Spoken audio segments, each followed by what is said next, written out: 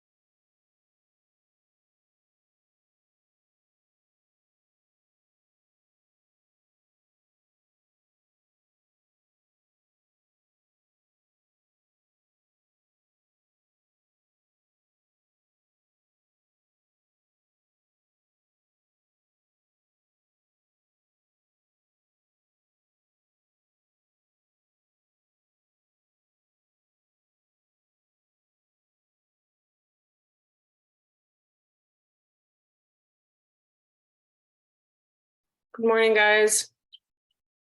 I'm guessing it's going to be a little bit of a slower start this morning because of the weather, perhaps. So, Okay.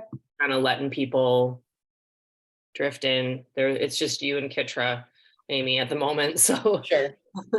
hopefully, more people will show. I'm sure they will. It's just the roads are probably terrible. So, Okay. Sounds good. We'll just hang out sit and wait. tight. Yeah. All right.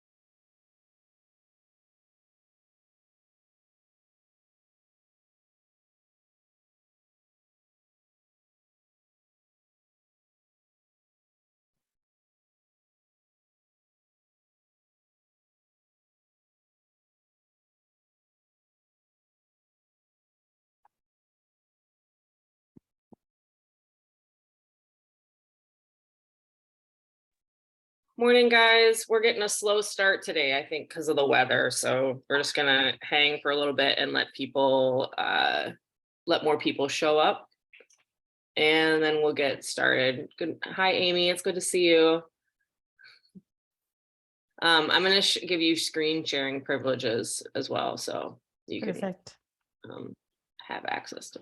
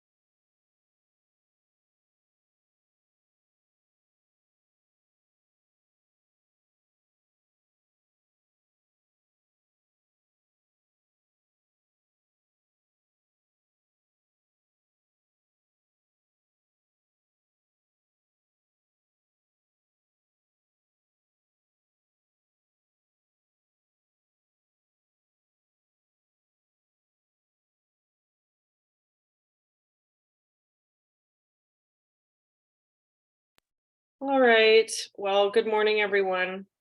I think we'll get started and we'll kind of let people trickle in. I'm sure there'll be a few more people that'll show up.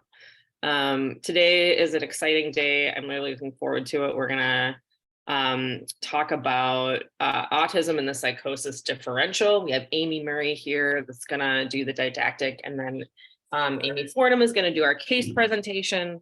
And I've been really looking forward to this one. So thank you, Amy Murray, for agreeing to come and talk to us today. Piper is out of town, so it's just me. We'll do introductions like we normally do, and then I'll turn it over to Amy Murray for the presentation. Just letting a couple people in here. Okay. So I'm Carissa. I work with Piper and I have for the last 5 years. I also do some clinical work at the St. Louis Park Clinic. And let's see who's next to me. Marielle, I'll popcorn to you. Hello, I'm Marielle Demery. I'm a psychologist and I run the HOPE program at Hennepin Healthcare and also do the family clinical work. I will pass to Orly. Thanks, Marielle. Good morning, everyone. I'm Orly Haven, a family clinician at the Navigate program in St. Louis Park, Minnesota. And I will pass to she, her pronouns. I will pass to Max. Good morning. My name is Max Hunter. I use they, them pronouns. I am the family clinician over at the Riverside location in the Strengths program, and I will pass it to Nasteha. Hi everyone, I'm Nasteha and I'm currently an MSW student in my clinical year, and I'm interning in the Strengths program, the Riverside location, doing both individual IRT and facilitating a group. And I will pass it to Elizabeth. Good morning, I'm Elizabeth Habish, she, her pronouns. I am an IRT specialist at the HOPE program at Hennepin Healthcare in Minneapolis. I will pass to Amy. Good morning, everyone. My name is Amy Fordham. I am a doctoral level learner working under Piper, doing my practicum, and I am an IRT clinician with the St. Louis Park program. And I will popcorn over to Krista. Hi, I'm Krista Reeder. I'm a clinical social worker and I am an IRT clinician at the mHealth Navigate program in St. Louis Park. And I see Nancy Howe. Morning, everybody. Nancy Howe, and I'm the family peer for the HOPE program and also Navigate and Strengths. And I'm the team lead for the children's programs at NAMI, Minnesota. And I will popcorn to Melissa Rosewall. Good morning. I'm Melissa Rosewall. I'm a social work care coordinator at the mHealth Navigate program, and I'll popcorn to Stephanie. Hi, I'm Stephanie. I am a supportive education and employment specialist at the mHealth Navigate program. And I will popcorn over to, let's see, Jessica. Yeah. Hey, I'm Jessica. I use she, her, and they, them pronouns. I'm a doctoral student, first year at the University of Minnesota. So I'm working with Piper on kind of some of the research side of things. And I will, let's see, Orly, have you gone yet? Okay. Claire, have you gone? Not yet, thank you. Okay. I'm Claire. I'm a supportive employment and education specialist with the HOPE program. Good to see everybody this morning. If anyone hasn't gone, feel free to unmute yourself. Thanks, Cecilia. You probably haven't gone yet. Yeah, I'll go. I am Cecilia. I'm the IRT clinician at the FEP program at the Human Development Center. Is that everyone? Kitra, have you gone? Okay. Well, we're going to say that's everyone. So welcome, everyone. Thank you for coming. And I am going to turn it over to Amy Murray, who's going to talk to us today about the autism and psychosis. Oh, Kitra says she couldn't hear us. Did you want to introduce yourself?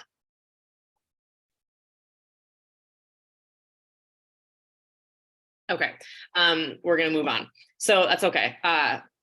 So Amy Murray is gonna talk to us today about the Autism and Psychosis Differential. And Amy, if you are ready, I will turn it over to you.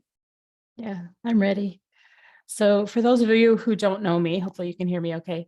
I'm Amy Murray. I'm an assistant professor and child psychologist in the Department of Psychiatry, and I specialize with at-risk individuals. So it's nice to be in the company of people that work with people with psychosis. And I'm going to talk today about autism and the psychosis differential. I did my internship at Fraser, so I was very interested in people with autism previously to doing my postdoc here at the U and learning about psychosis. So this has been a long-term interest of mine. And I'm going to get my slides up here. Sometimes I can't multitask. I can't talk and do this part at the same time. I'm always impressed with people who can do that.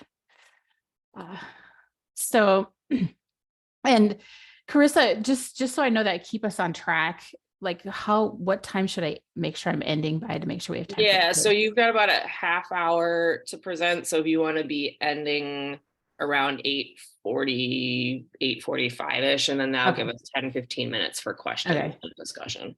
I'll keep track at the time. I just want to make sure that we have time for the case because cases are always interesting to me too. Yeah.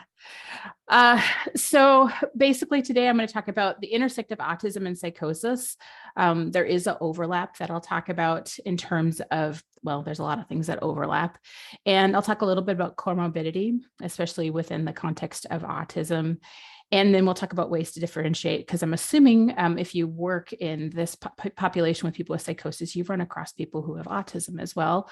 And you might have had times like, is this psychosis? Is this autism? Is it both? So hopefully I can help you differentiate that a little bit. For some time, autism and childhood schizophrenia were actually considered to be the same. They were commonly called childhood psychosis. So for those of you who are history buffs and are interested in that type of thing, around 1970s, 1980s, the term autism was introduced, and it was officially put in the DSM-3 in 1980. And then they abandoned this idea of childhood psychosis. And actually up until about the last 10 years, you weren't able to diagnose psychosis in people with autism because of this consideration that was totally separate. But in the last 10 years, we started to realize that there is sometimes that actually individuals have both psychosis and autism. In terms of comorbidity, I'm looking at this from the autism spectrum disorder side. And a lot of you who work with people with autism probably already know this, but 70% of individuals with autism have one co-occurring condition.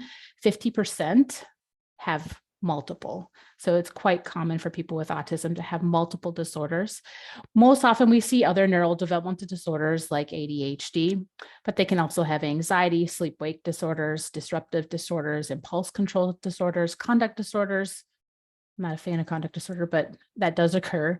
Depression disorders, OCD, bipolar disorders, and schizophrenia spectrum disorders.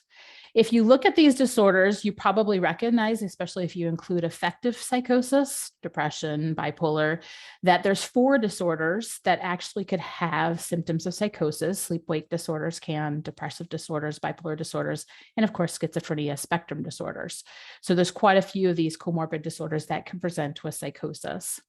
And the rate of schizophrenia spectrum disorders in people with autism is actually 4%. So when we consider that for most populations, about 1%, it occurs much more frequently in autism than in the general population.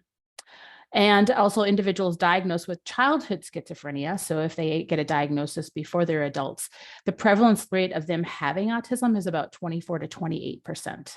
So we have higher rates of autism in people who are diagnosed before the age of 18 with psychosis.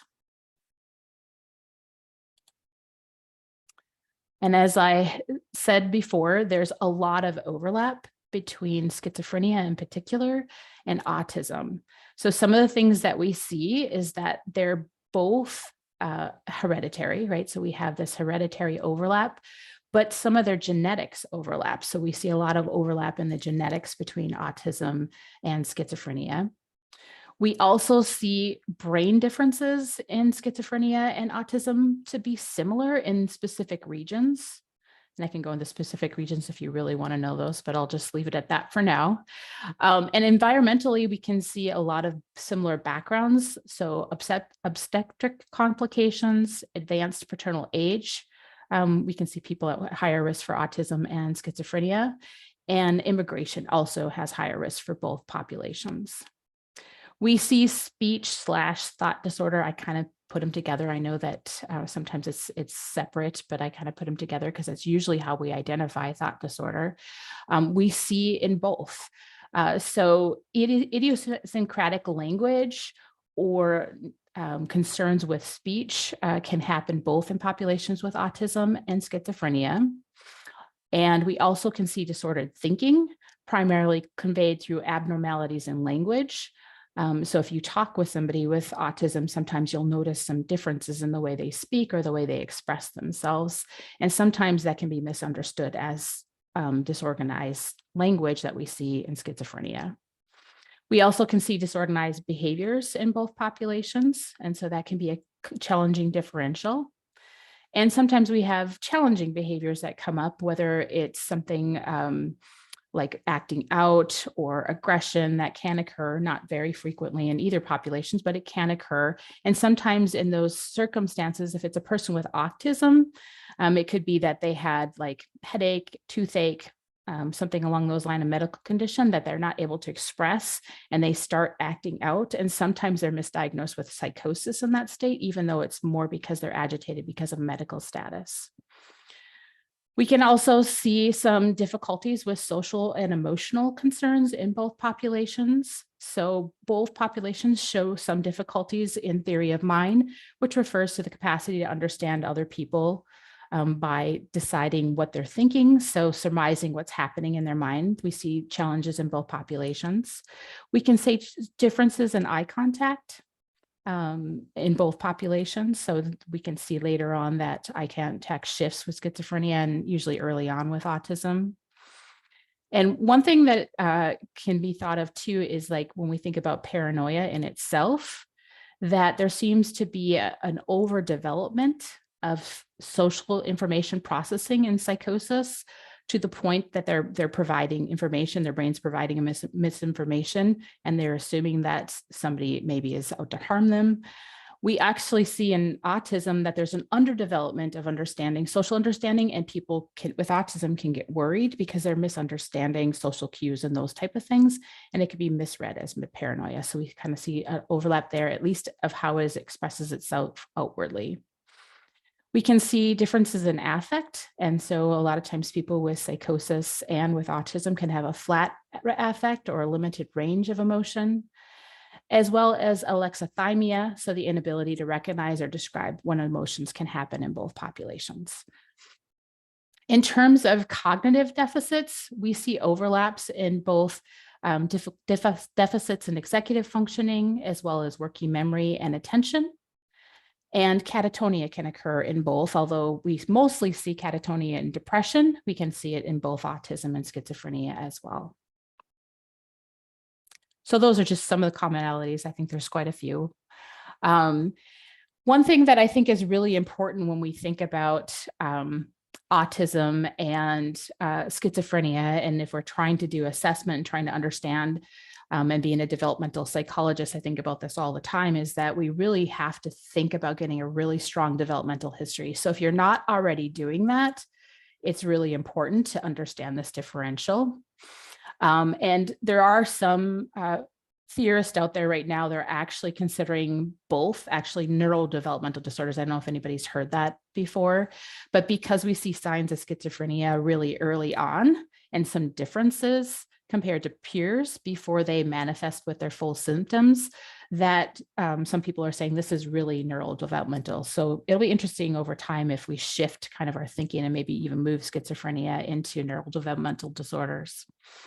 So just a couple of things to think about to differentiate from the beginning is autism develops from birth, early childhood, whereas schizophrenia generally presents in late adolescence or early adulthood. So one way to differentiate is to get that really strong developmental understanding and know if these behaviors have been present since really, really early on, or these thought processes have been present for very early on, it might be more in the autism realm. Of course, onset, there's no preceding period. Basically, it's considered neurodevelopmental. So the person with autism is considered to be born with the brain differences, where generally we think of schizophrenia, the changes in the brain may be happening later in life and peaking around adolescence, as I've already mentioned. The course is that autism tends to be most concerning, or we see the most kind of concerns early childhood. But as the person with autism gets into adulthood, generally we see less concerns in terms of functional impairments. Whereas in schizophrenia, generally there's a period of gradual impairment up until the first break, and then we can see the impairment increase substantially. In terms of course, in terms of autism and general consideration disability, most people think of it as a functional impairment present from birth, whereas schizophrenia is often considered an illness. So the way we conceptualize or think about it, although I think it's going to change, I think that we're going to see more people think of schizophrenia in terms of early onset and kind of seeing signs early on that it might be considered a lifelong concern. However, right now it's thought of as an illness that occurs later in life.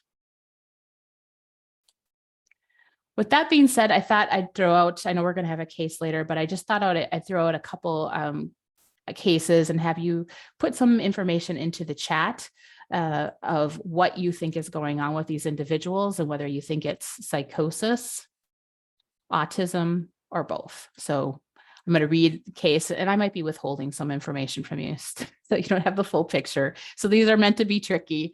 And so basically what I want you to put in the chat is whether you think it's psychosis, autism, or both. So the first case is a child with autism appears preoccupied with internal stimuli, and she will stare into the distance and seems disconnected more than usual. What do you think might be going on?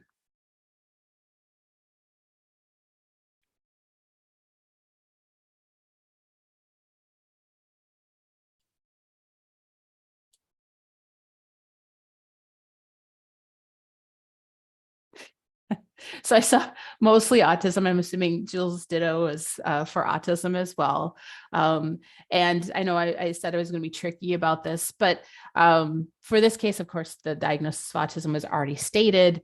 There is autism, but really good history reveals that she has auditory hypersensitivity. And she's in a context where the sounds she's reporting that others might not hear. And she's sensitive to them, and therefore she's kind of spacing out or being distracted by them. And this is more consistent with autism. So that would be one case. All right. So the next one is, this is a teenager. This child reports distrust and negative beliefs about a group of people. He's perseverative about his belief, and there is a question of paranoia and delusion. Do you think this is psychosis, autism, or both?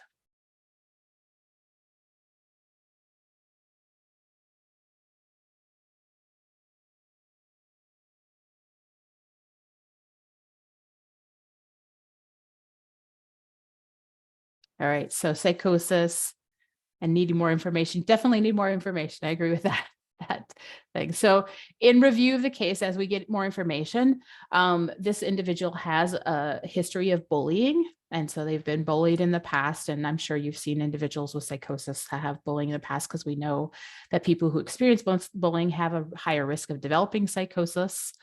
However, he has a concrete comparison to a new group. So he was bullied in the past by people who skateboarded, and now he's being kind of looking at some people who also skateboard and kind of thinking like this group is going to bully me in a very concrete way. He's perseverative, and he has limited perspective taking, and he has difficulty reading emotions. So he can't read these new kids' emotions, and he is just assuming that they're going to bully him or they are bullying him. And he has a difficult history with peers, with baseline. And this is actually consistent with autism. And this can be really, I actually saw a case like this where there's a child with autism who actually was hearing voices of bullies in the context of being in a classroom that reminded him of bullying that he had in the past. And we determined that it actually wasn't psychosis, but it was a really hard differential. So getting specifically to the differential. So I've already mentioned that you need to have a really strong developmental history. And when I think about a developmental history, I like to ask questions specifically to parents. And I know that you don't always have access to parents. Sometimes if you can talk to a sibling, that's really helpful. I would recommend getting collateral information because most people don't know their developmental history. Like, I don't remember how I played. I think I might a little bit, but not until I was a little bit older, right? So it's really helpful to try to get somebody that knew this person when they were younger. Hopefully a parent could be involved. That's not always possible. You can ask the person if they remember a little bit about things like that, but they don't usually have that information. So as much as you can, if you have this differential in front of you, try to see if you can get collateral informants. And when I look at a developmental history, I don't want to know just about the birthing process and whether there was speech or not. I kind of look across it. I'm like, play is a really big thing with autism. How did the child play? How did the child communicate?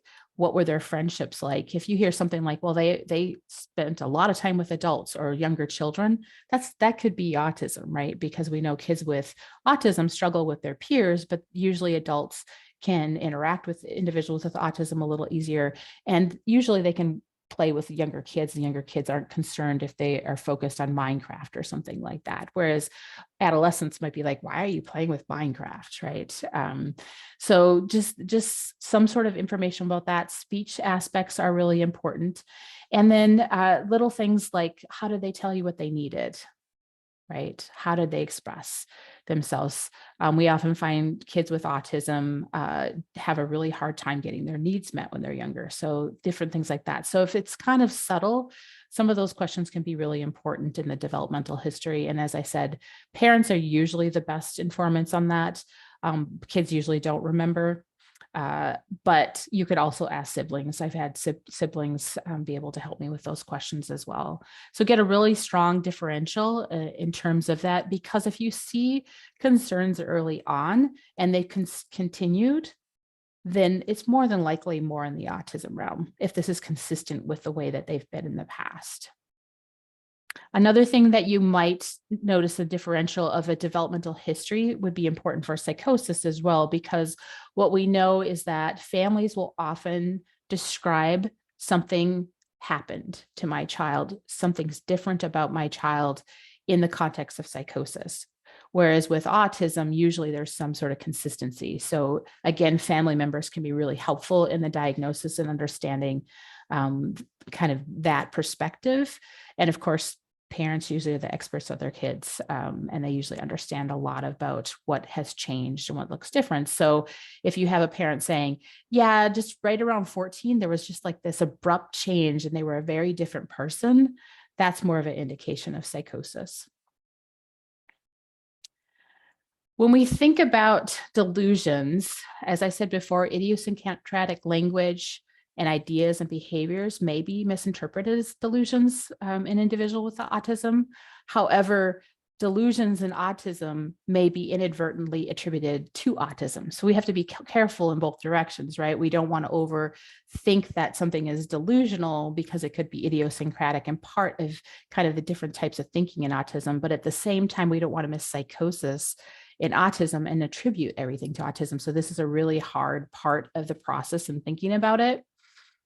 It's always important to ask why and how the person came to the conclusion about their thought. Like, where did this come from?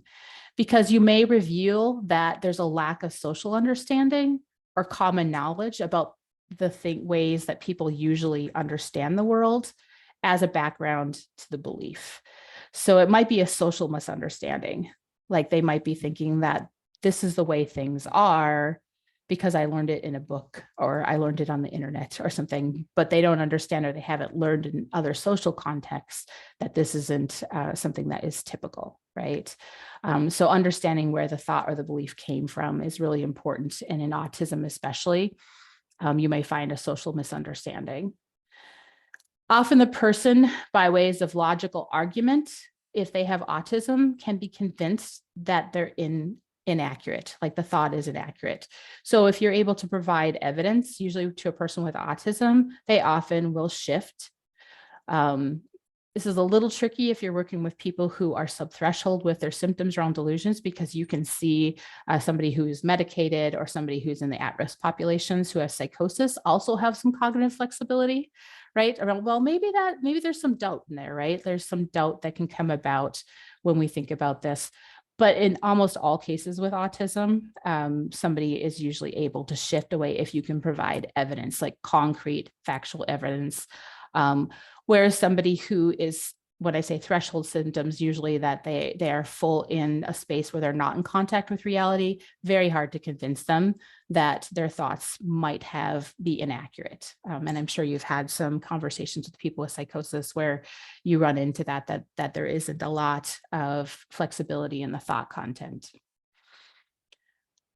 Generally, what we see with people with schizophrenia are vague, diffuse in the ways that they're thinking about things. If they're paranoid in particular, they're secretive, and they have figured out usually that talking about some of my thoughts with people is not helpful for me. And so they pull them in, right? Most people with autism aren't generally aware that they're not picking up on social cues. So they'll continue to talk about the things that are isolating them from their peers, right? So if they think that ghosts are real, they'll continue to talk about it, even though their peers are like, I don't want to talk to you. This is unusual thought process. And, but they'll continue. So that's another way to differentiate around the thought processes is that individuals with schizophrenia usually are picking up on those cues a little better than people with autism. Another thing to think about to differentiate is if we think about fixed interest with people with autism, there's some typical interests that we see, fixed interests. I work with a lot of kids, so mine are kid-based. Dinosaurs, for example, very common fixed interest with people with autism. We see Minecraft. I know a lot about Minecraft. And so that's a common fixed interest in people with autism. Adults, it tends to shift, and you may see things, usually they're not too unusual. They might be interested in, I work with an adult with autism who's very interested in baseball statistics. And so the interests tend to be something you could almost look up and see if it's common. And so that's one way. It's not always a great way to differentiate, but that can be another thing to look at. So is it, and if it's leaning towards, I have had some unusual ones like toilet parts, elevator parts, those type of things. Sometimes people are like, well, that's kind of unusual. And they might be thinking it's disordered thinking, but it's just kind of more of a fixed interest. So I know that's kind of a vague way to differentiate, but that is one way is if you're thinking, is this a fixed interest or is it a delusion? You can kind of look to common fixed interests with autism as a possible way to differentiate. Hallucinations have to be distinguished from pretended imaginary friends. And developmentally, we usually see imaginary friends go away around age 7. Right? That's on average. With people with autism, you can see it go into adulthood. And they can create a very complex internal world because it's so hard to deal with the social world outside of them, but they maybe want to be social. And so you'll see, like, I have friends, that I talk to, or you may see them practicing. A lot of people with autism will practice talking because they're nervous about maybe going to talk to a friend or something, and they practice. And sometimes it actually gets scripted to the point that it sounds like they're talking to themselves or talking to somebody who's not there, right? So kind of differentiating that piece is really important and understanding exactly what's going on there. You also see kind of people with autism will create a concrete externalization of thoughts or consciousness. And sometimes they have a hard time differentiating, like, have I externalized my thoughts or am I actually interacting with somebody? I had somebody who scripted so much that sometimes they pretended somebody was there with them. And people thought they were hallucinating because they were talking to somebody because they needed that to help them practice in other situations. So that's something that you really want to spend some time trying to consider in there. There has been Hey, cases. Amy. Yes. Sorry, can I ask a question? Yeah. So with that, if you were to query a little bit more the individual, like, are they able to say, you know, oh, I'm kind of playing out how this conversation would go versus like being more certain that there is a person there that they're talking to? Yeah, usually usually they can shift and they can understand that, yeah, that's, you know, even if they externalize their own thoughts, usually they're like, yeah, but that came from inside my head. Usually individuals can process that way. I did have one kid, he had a little lower IQ and he struggled with, sometimes he would get so captivated by his imagination that he struggled a little bit. And so there was a question around it, but we never shifted fully into thinking that he had psychosis. Sometimes it's really hard. Another thing that to think about is how we ask questions. So people with autism, they tend to be very concrete. And I say this tend because you've met one person with autism, you met one person with autism. It's a spectrum and there's different reactions, but a lot of people tend to be concrete. And so if you ask them a question, you need to be careful how you ask it. So if you ask somebody with autism, do you hear voices? They might say yes, because they're hearing your voice, right? They might take that literally concrete. And so you might say, do you ever hear things that other people don't hear? And then sometimes that could be led as like, well, yeah, because I have better hearing. You know, I've had that response before.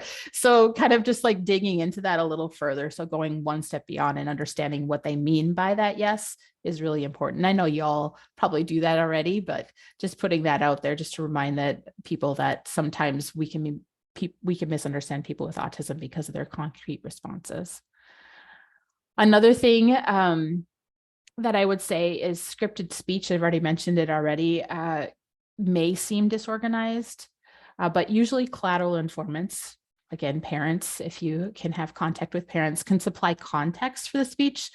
So if it's a symptom of autism, this has been going on probably since they started talking. You know, sometimes they might have delay in speech, but once they start talking, they'll often script things, and the caregivers usually can decipher what the person's even saying. So maybe they can't express themselves in the same way, but the caregiver is like, oh, what they're looking for is this, or what they're wanting is this. They've figured out how to communicate with their child. Again, siblings can be helpful in this as well. So if there's some verbalizations you're not sure of, a lot of times if you can find a collateral informant, they can either decipher it for you and they're like, okay, that's probably more consistent with autism because it's been going on for a long time. Or they'll say, yeah, this is kind of how this has been going for a very long time since they were little kids. So that can be a helpful thing as well.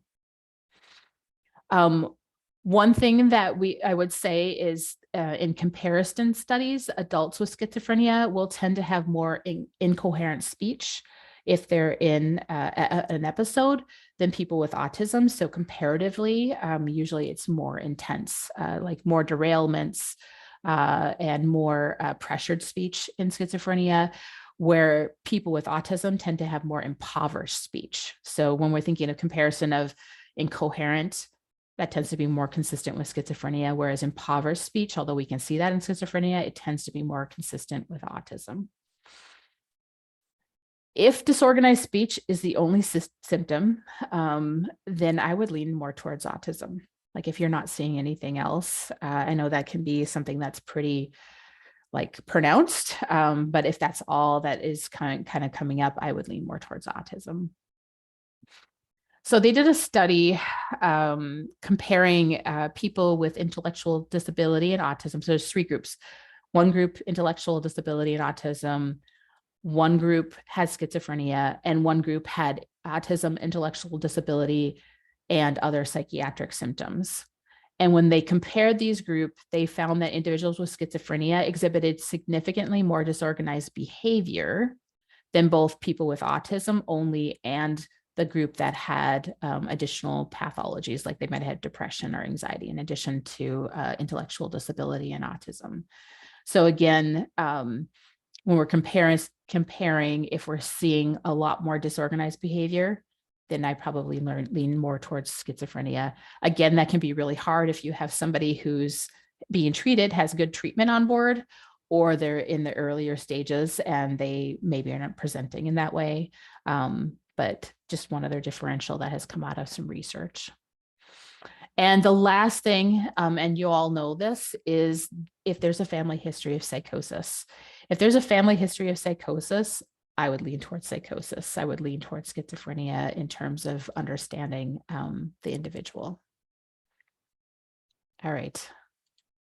I know it's about time to end, so I'm going to quickly do the red flags. So I think this is the most important slide, and I'll skip the other two and we'll shift to questions.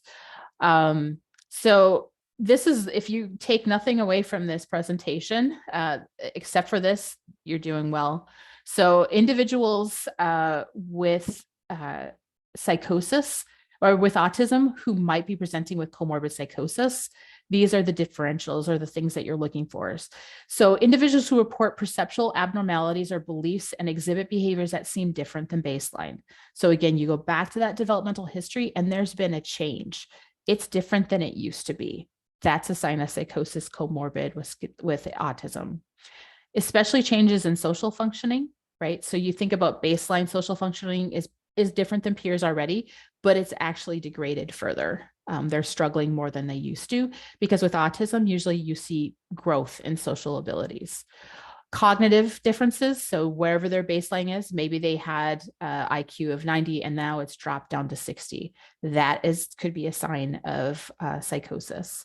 Or adaptive functioning. They used to brush their teeth and they no longer are brushing their teeth. So again, get to that baseline and see if there's been a decline. Of course, you want to think about other things that could be bothering them, like toothaches and other things. So make sure that they're medically cleared as well. Parents and caregivers are, again, usually the best people to help you understand that. And I know you don't always have access to that, but it is a very helpful thing to really understand this differential. And with that, I'm going to end just so we have time for questions. I think the last slides you can read.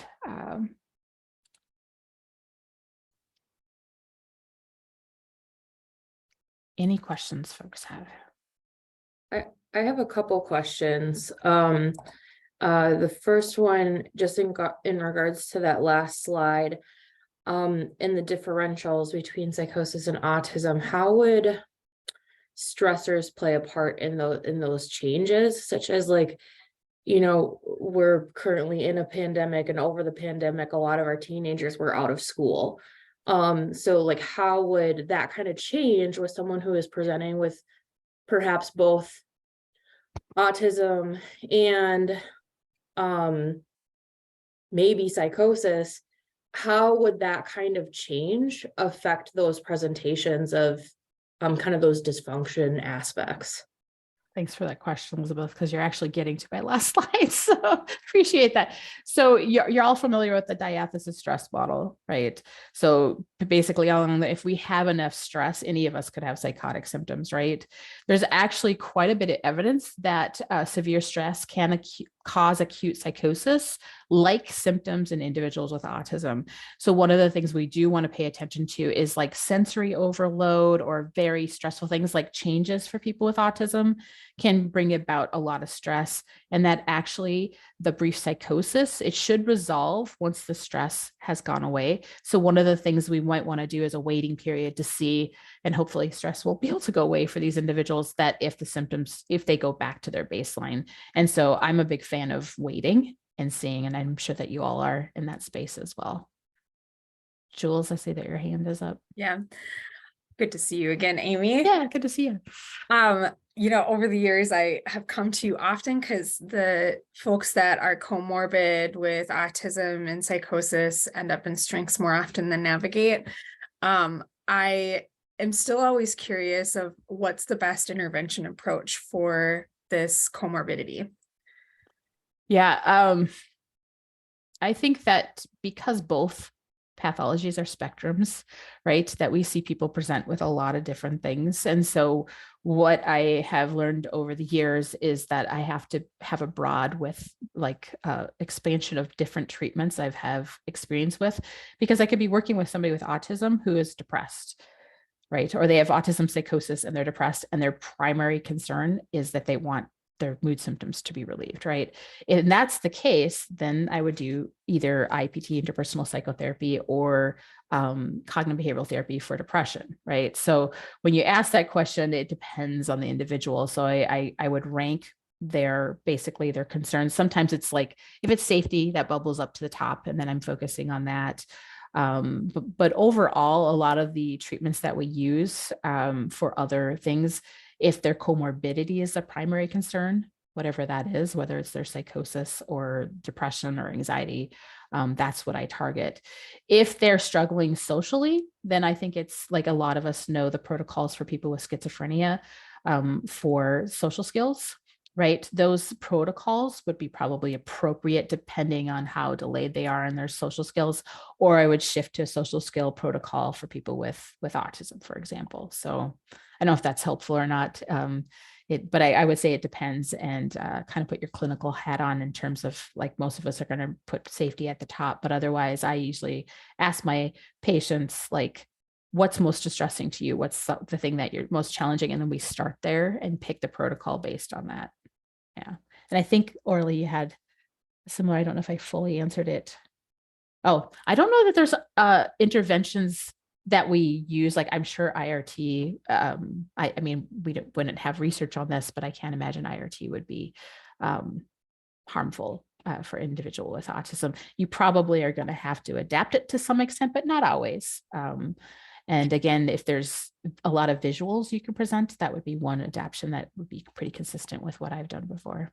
Can I ask a follow-up to that? Yeah. Because we've had a couple of individuals that we've treated in the HOPE program, and with that kind of concrete interpretation of things, there have been times when it seems like the language that's presented in IRT gets then woven into how the individual describes their experience to others. And so when we've been in this kind of like uncertain period of, has this tipped into full psychosis, or is this an aspect of autism?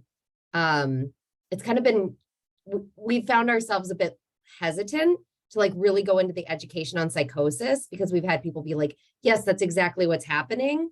But then it seems to actually confuse the clinical picture even more.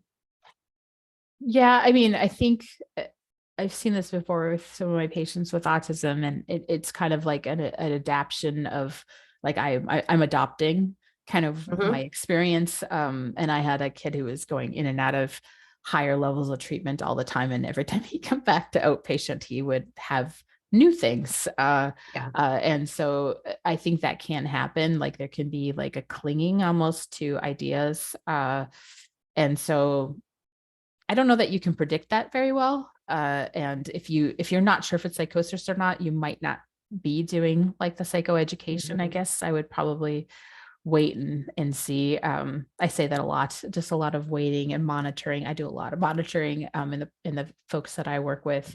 But if you notice it, I wouldn't totally step away from it, but if you notice that they have that tendency, I would probably kind of step away from it.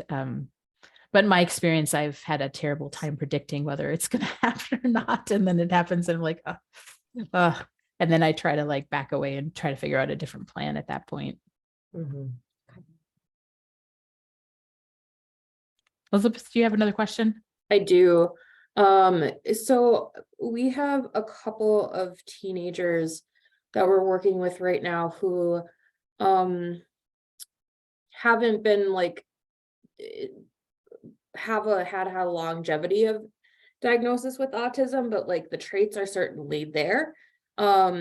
As well as, however, their psychosis is like, they have understanding about like they're able to describe hallucinations in a way that it really does seem like they're experiencing hallucinations. However, they have this like insight and have never not had insight. And that there are two individuals that I'm thinking of who this fits. And it's very confusing to me to conceptualize like what is happening.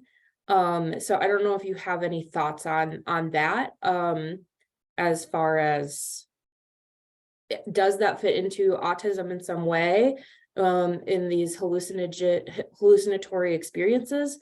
Yeah, I don't know. Okay, I'm going to throw out another diagnostic term that you're all probably familiar with, but schizotypal personality disorder. I think a lot of individuals like you're describing fit in that category. And it's like something I think I sometimes forget, like, oh yeah, I should probably check and see if this meets criteria. Because what we see in schizotypal personality disorder is that people have these idiosyncratic ideas, right? They're kind of a little bit, and then they can have hallucinations as well. And when we look at schizotypal personality disorder, it's actually part of our at-risk assessment, right? Because we know people with that diagnosis, if they have a decline in functioning, they'll meet criteria for being at risk for developing a primary psychotic disorder. So in some ways, I think of, and I don't know if I'm accurate or not, but I think of schizotypal personality disorder are almost having a leg in both pathologies. You see a little bit of like what you might see in autism and a little bit of what you might see in psychosis, but it's something that I might consider. And because they're both of these individuals are teenagers, 15, and then the other one is 17. How would you consider like a personality disorder, just like as like a wait and see kind of thing, or?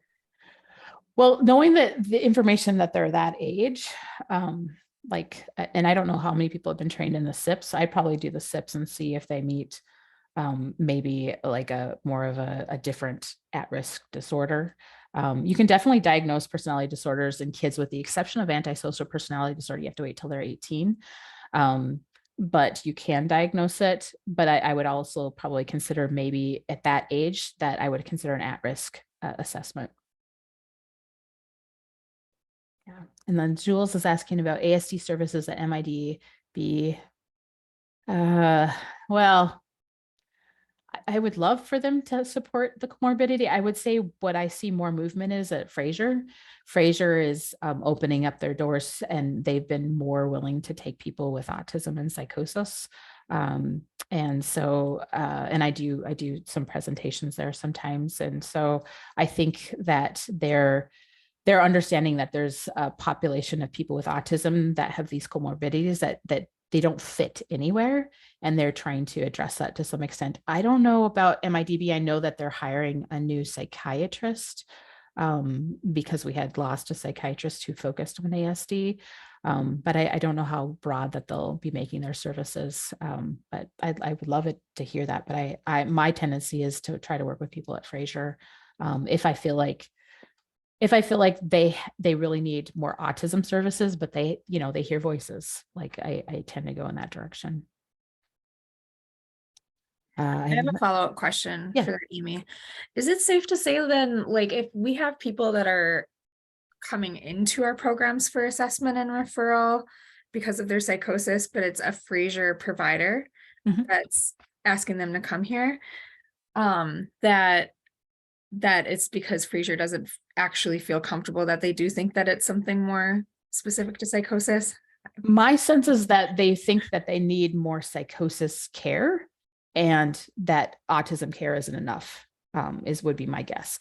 Now, like I said, if I have somebody who I think that autism care is more primary, I think that Fraser's a better fit, and they have their voices under control. Like it's not, maybe if they have them, but it's not distressing to them, they're not really needing medication and all the other things, then I think more Fraser. But for them, probably if they feel like they don't have contact with reality, they really need medications, they really don't have those type of services for people with psychosis. Their medication services are fairly limited. So I don't know for sure, but I think that might be why, is they think that the psychosis is more of a primary concern at that time, is my guess, but I can't say for sure. Let's see, Krista, you have a adult client navigate that has great arms worker from Fraser. Oh, okay. Thought it was a question. I do have a question. So let's say, have you ever had someone that's been like treated with medications, like an antipsychotic medication? And then like, is there a way to tell like would the medications not be as effective if it is like more of an ASD primary diagnosis? Or like, have you ever, I mean, I know we don't want to like throw medications out on anyone that we're unsure of, but like, I'm just wondering if that would be also a way to tell if like, would people with ASD respond differently? Well, So you're asking me a question, I'll say outside my competency because I'm a Right, I psychologist, understand. Yeah. but I'm gonna, so take this with a grain of salt, and people Sure. who know meds better than me can answer this. So a couple things I think about. So we know that people with autism are often on antipsychotics, mostly to regulate their body. So it's usually low doses. And so that's not directly connected to your question, but that can cause some difficulties in trying to figure out, does this person have psychosis? Because they're getting medications, and does that actually affect, so there's that complication. But as far as I know, that individuals with autism who have psychosis, they will respond to medications. I don't know that it's different. And I don't know if I know that I've read some material that said like some people will use medications to see do the voices go away or not, as a way to deduce, but I don't know if that's I don't know if that happens a lot. Are there any med providers on this call that know that? I don't know if there's anybody else, but yeah, but that's a really good question. I'm not 100% sure. I think you'll see a lot of people with autism coming in already on antipsychotics, which complicates the questions we're trying to answer. Yeah. What else? Okay. Yeah. I have a different question. Yeah, go ahead. Wondering if you could say just a little bit more about the brain regions impacted. I'm going to go to my notes. Yeah.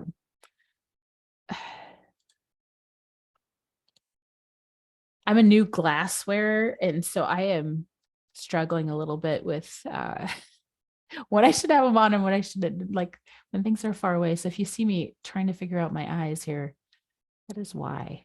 All right. So a couple of things that I can say. So there are differences in the corpus callosum. Both schizophrenia and autism have that difference in the fusiform gyrus and the amygdala.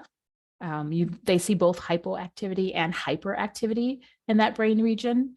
And they think this kind of impacts the social emotional aspects that we see. It changes in both schizophrenia and then, of course, cross history with autism. And then there's lower gray matter in the limbic stratothymatic circuitry. That's why I didn't say it in my presentation. That's tough. I can put it in the chat for those of you who are wanting to have the actual spelling of it. Let's see. Is part of that what you just mentioned, increase in connective tissue, connectivity, white matter? That's the corpus callosum, right? Yeah. And I don't know. Sounds like you might know more than I do. I just think it's interesting that there's overlaps and differences in brain areas, and that there's like the 22q11.2 deletion syndrome is consistent across both pathologies too. So there's just some really interesting overlaps that make you wonder about how far apart they really are. Yeah. I have just one quick question. I know we're kind of getting close to time, but I'm wondering about folks who fit into the Asperger's spectrum of autism, and if you've noticed any differences between that type of population and psychosis, if they have the same kind of vulnerabilities. I think a lot of it's very trendy right now to kind of self-diagnose with Asperger's, I'm seeing, and so people are always asking like, do I have autism? And are kind of asking themselves that. So I'd love to just quickly hear your thoughts on that kind of specific population. Okay. So before the changes from the DSM-4 to DSM-5, we had Asperger's as a diagnosis, and the key difference between autism and Asperger's at the time was there was no delay in speech and there was no intellectual disability, right? Those are the two main differences. You still had social difficulties and then usually fixed interest or repetitive behaviors that you would see, but you didn't have the other disabilities. So they had a hard time interacting with others, but they didn't necessarily have a speech delay. And those were the big differences. So I at this point, I don't know if there's any specific research around whether they present differently or have a higher risk. I do think that it would be a lot harder differential in some ways, just because a lot of times that like I find a lot of people with Asperger's are very philosophical in their thinking. And that can kind of shift into like this idiosyncratic kind of unusual way of processing and almost sound delusional. And so I think that in particular comes up a lot for individuals that are kind of really, they adapt pretty well. They struggle socially, but they kind of have these unusual thinking patterns is probably one of the things I see. So I don't know if that answers your question, but that's what I think about a lot, is how do I differentiate from that, do we really exist type of thinking, and kind of how far down that rabbit hole that they go versus like a delusion that I don't exist. Like, how does that differentiate? And I don't have an easy answer for that. Again, I think kind of going back to historically, they probably don't always have nihilistic thinking, like since they're babies, but I mean that type of thinking, that kind of down the rabbit hole type of thinking, has that been consistent across their development? Their interests have been deep, then I would say I probably lean toward more to autism. If this is a new thing and there's other things going on that parents are like, yeah, they're withdrawing more socially than they used to and stuff, I would start thinking like maybe this is psychosis brewing. Yeah. Thank you so much, Amy. I'm going to move us along to the case presentation because I want to make sure that we all have enough time to offer our thoughts to Amy, who is gracious enough to do our presentation today.